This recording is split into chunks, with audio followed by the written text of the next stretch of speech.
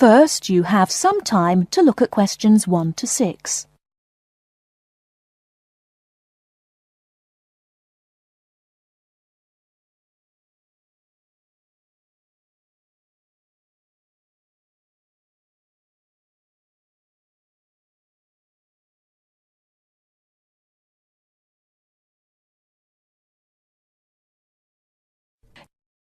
Okay, everybody, welcome back to the new term. I hope you've all had a good break and that you're keen to start on your research project. What I'd like to do this morning is to give you a chance to ask questions about the project, requirements, ways of approach, how to get help if you need it. Today is informal. It may be already written on paper, but it's nice to have an opportunity to have it confirmed. So, any questions? Dr. Archer, is there a confirmed due date yet to hand it in? Yes, I can now confirm that it's 16th of July, not 15th as first advised. Okay? And what about the word limit? Well, there is some flexibility on this, but in general it's 8 to 10,000 words. Ah, I see. And you can choose your topic, anything from years 2 and 3. Yes? I still can't work out what I want to do it on. In that case, you should see your course tutor to agree on your final topic, and you should also be aware that there is special assistance available at the library on library resources if you need help on that. Can I just check on the deadlines for everything? Certainly. Look, let me write it on the board when each stage should be completed. First of all, you've got to work on your basic project outline, and that's due in to your course tutor by 21st of February. Which is only 2 weeks away, so you need to get cracking on that. Do we have to include a full reference list by then too? No, your reference list is due on 6th of April, which is 1 week later, so you have time to discuss this with your tutor. And when should we be doing the research? Well, that's over a 1-month period, essentially April to May. And the write-up? Well, you need to do quite a bit of research before you get going on your writing, so that's really May to July, with a due date for handing in on the 16th. Any more questions? Before you hear the rest of the conversation, you have some time to look at questions 7 to 10.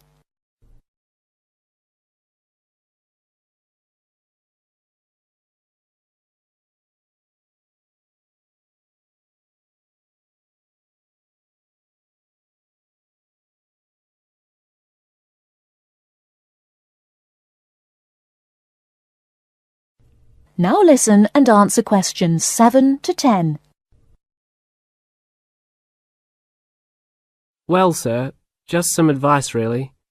It's about the research approach. Would you advise us to use some case studies? Well, Larry, I know these can be difficult to arrange sometimes, but I really feel they are of great benefit in this subject. You can always talk to your tutor if you're having difficulty. Yes? I've looked over some previous research projects that are in the library. Is that a good idea, sir? I heard... Okay. I don't think you should go through them in detail, especially at this early stage, or you might end up being influenced by them more than you realise. But yes, it really is about the best guide you can have to what's required to what's expected in this type of project. Sorry, Judy, I butted in on you. That's all right. It's just that I noticed one project was a joint one. They worked together as a pair. Is that a good idea? Yes, I remember that paper. Working in a pair can have some advantages, but to be frank, this is meant to be an individual project, so it's best to work on your own. About using subjects, is it okay if we use family members? Your own relatives? I don't see why not. They probably offer some advantages in terms of availability, although you need to guard against possible effects on your research outcomes. So, you can if you want. Perhaps you should discuss this with your tutor if you plan to use relatives, so you can approach it in the best way. Okay, thanks. Okay then. Well, I hope we've been able to sort out a few things. You're welcome to see me at any time, or drop me a note if you have any more queries. Fine, thanks. That is the end of part 1. You now have half a minute to check your answers.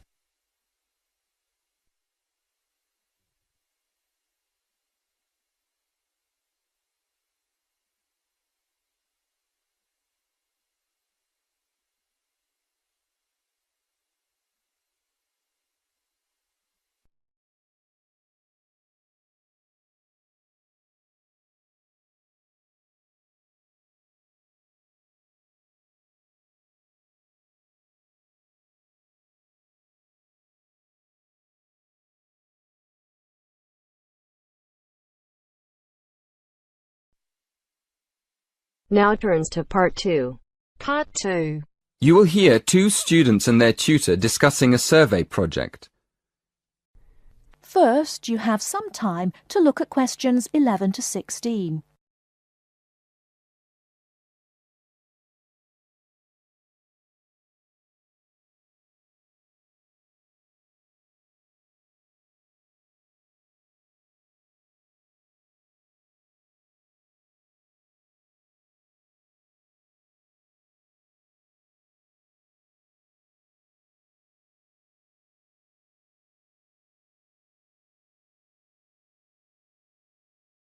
Now, listen carefully and answer questions 11 to 16.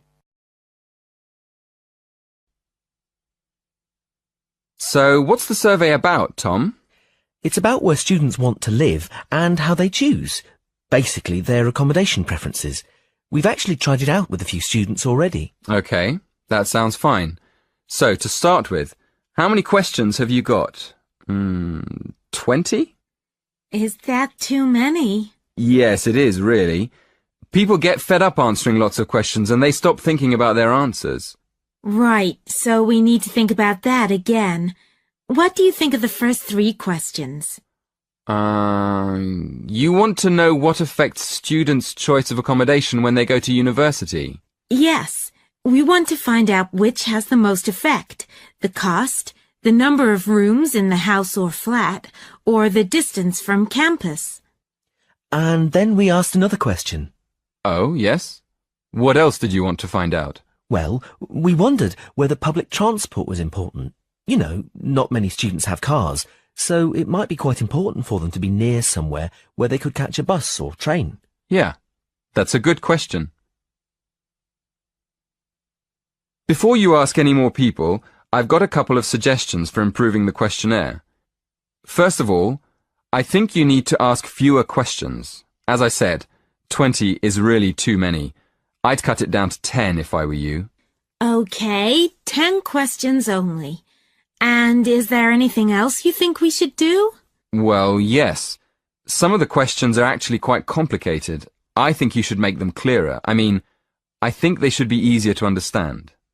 And what do you think about asking more questions about cost? No, I don't think you need any more about cost, but you could ask a couple more questions about the reasons for students' decisions. So we should ask some more questions with why. Yes, I think you'd get quite a lot more information if you did that. Thank you. Before you hear the rest of the talk, you have some time to look at questions 17 to 20.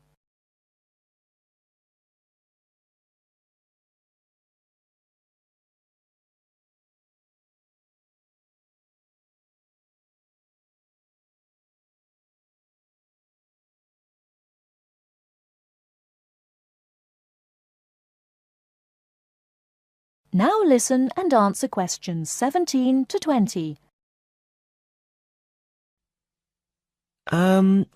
We've already got some results from our first questionnaire. Do you think we could use them? I don't see why not. What have you found out so far? Well, the number of rooms was only important for 16% of the people we asked.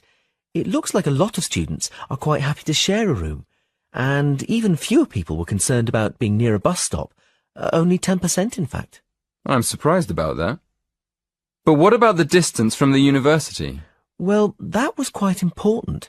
Around 20% of the students we asked wanted to be close to campus. That makes sense.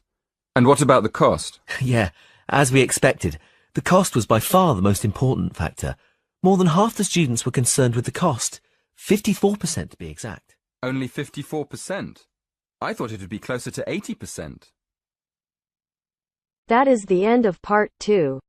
You now have half a minute to check your answers.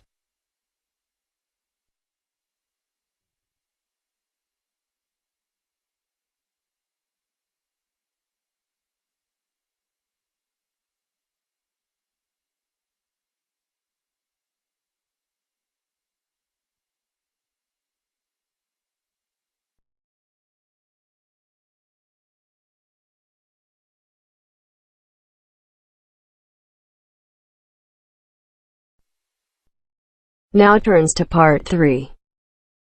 Part 3. You will hear a conversation between two students who will discuss a project they're working on together. You have 30 seconds to look at questions 21 to 27.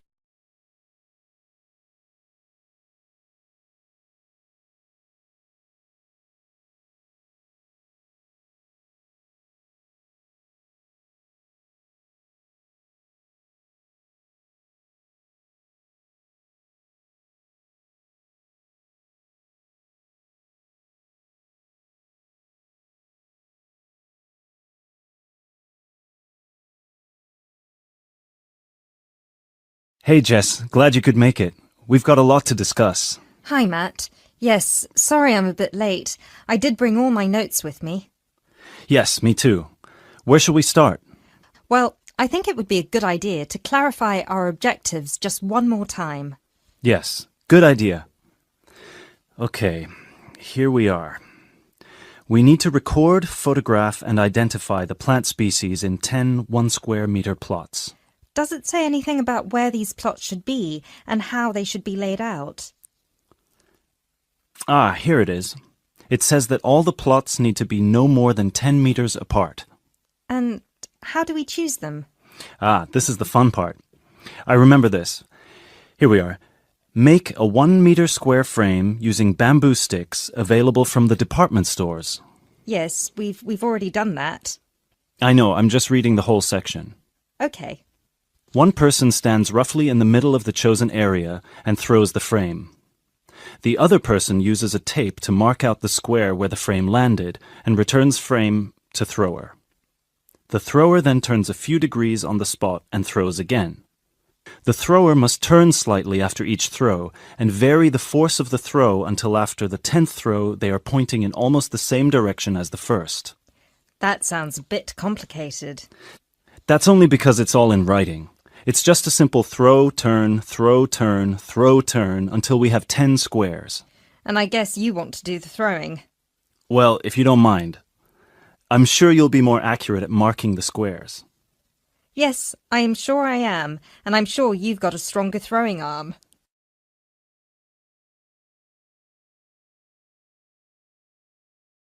You now have 30 seconds to look at questions 28 to 30.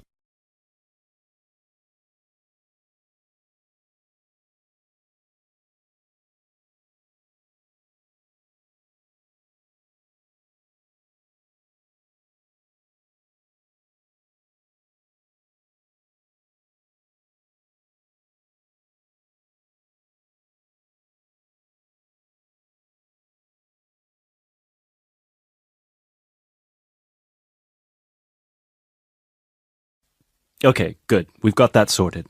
Now we need to decide where to go. Yes, I've been thinking about that and I've brought the map. Ah, well done. I forgot mine. Now, I've identified 3 possible locations, but they've all got some disadvantages. Okay, fire away.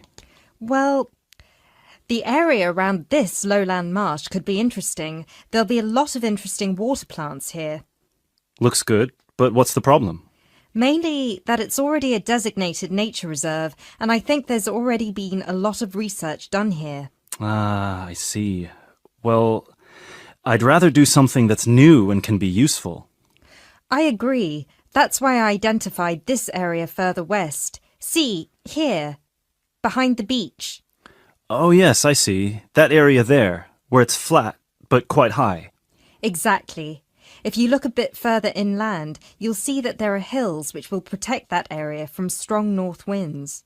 I see. Excellent. But what's the problem? Just that it may not be very interesting. We know that the geology there is not conducive to a wide variety of plants. I agree. So what's your last idea? Well, I think this one is a bit of a winner, although I did want to show you the other 2. Look up here, on the north coast. Where? See this bay? Well, I know that there's been quite a lot of studies done here, but a bit further to the east, behind this headland. No one has ever looked at that. Well, I certainly couldn't see any studies. That is interesting.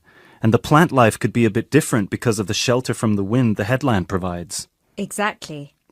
Brilliant, Jessica. That's a great idea. We'll go there. Thanks. Now all we have to decide is when is a good time. That is the end of part 3. You now have half a minute to check your answers.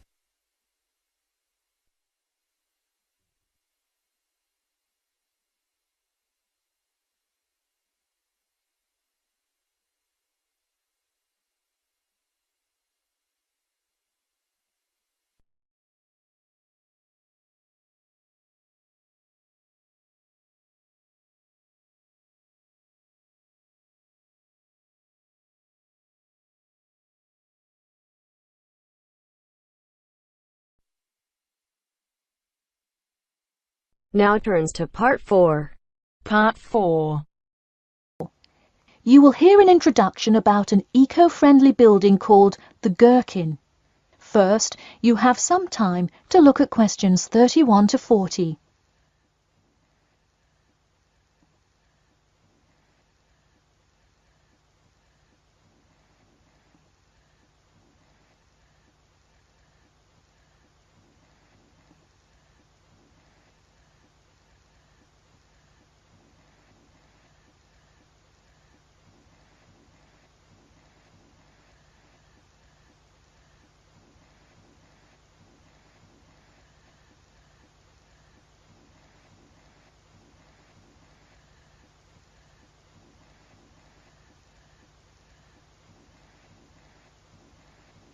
Now, listen carefully and answer questions 31 to 40.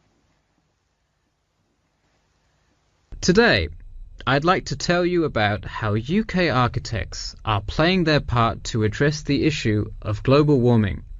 You have seen many of these iconic buildings while going about your everyday life, but you may not know how they are affecting your tomorrow. In 2003, construction was completed on the famous Swiss rebuilding, or more informally called the Gherkin, a true masterpiece commissioned by the law offices of Foster and Partners. This is not the first ambitious endeavour of the firm. They are renowned for their various philanthropic environmental efforts. The Gherkin, with its cut-and-edge green initiative and sharp design, is gaining recognition as an icon in modern architecture. You can pick it out of the London skyline by its unorthodox cigar shape. While its appearance is the obvious attribute at which to marvel, there is far more to this building than meets the eye. And let's face it, there's a lot about this building that meets the eye. The building helps reduce the city's carbon footprint in a number of ways. Just a quick note, in case you're not familiar with the term carbon footprint, get used to it. It's a buzzword you'll hear relentlessly to talk about reducing emissions. Think of it as the amount of harmful greenhouse gases that are given off into the environment by a single person, organization, or product. So going back to the Gherkin building, perhaps the most obvious as well as the most significant eco-friendly feature is the glass windows, which allow light to pass through the building, both reducing heating costs and brightening up the workspace. The ingenuity behind the various eco-friendly aspects of the Gherkin has seen its fair share of publicity, both from serious and silly sources. In a recent April Fool's Day edition, One e-publication printed a story detailing plans to replace 50% of the current exterior with grass, which would not only make large steps in the name of sustainability, but also give the building the green hue that would truly earn it the nickname of the Gherkin. The only drawback is, as you may have guessed, that this story was an April Fool's Day joke and completely made up.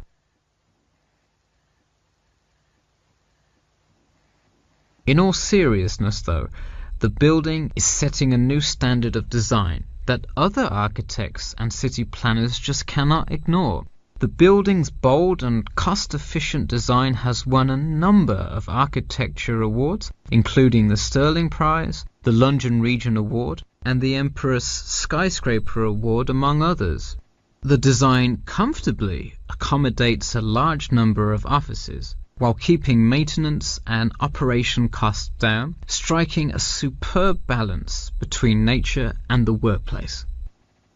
Nature is well and good, as long as the weather is nice outside. Given London's notoriously bad weather, the architects knew they must devise a quality temperature regulation system, and that they did. A special system designed to reduce the building's reliance on air conditioning was devised that cuts consumption in half compared to standard office buildings. There are atria that link each floor vertically to one another, forming spiraling spaces up the entire building.